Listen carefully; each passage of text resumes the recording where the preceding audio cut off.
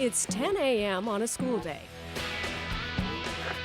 And 10th grader John Huseman is most definitely not in class. He's a homeschooler, and a well-educated one at that.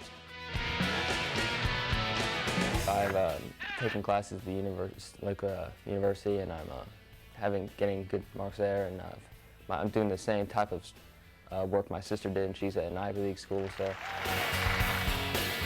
John's mother, Marty, homeschooled all three of her children, in part because it fit the family's lifestyle.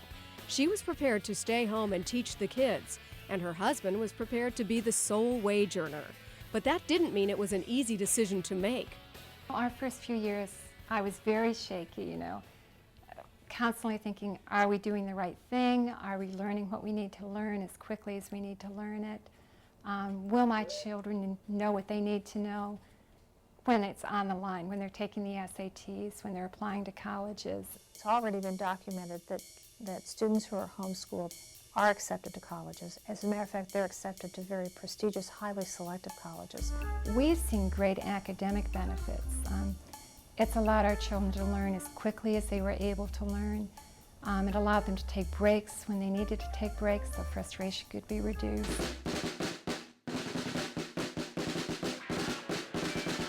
John actually attended a traditional school for 7th grade, so in a sense, he knows what he's missing.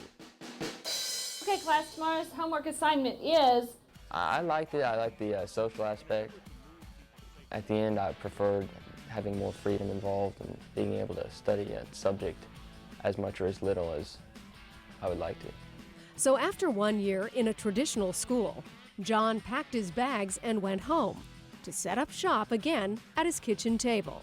Like most homeschoolers, John has a lot of flexibility in terms of where, what, when, and how he learns. That's actually one of the nice things about homeschooling. There really is no typical day. You can start late, start early, depending on the mood and your other things you have going on in your day.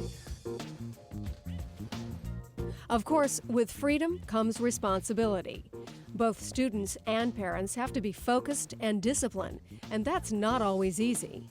What it does not require, however, is that mom or dad be experts in everything they intend to teach their children. Some children will have their basic core classes at home, and then they may participate in what they call special classes at school.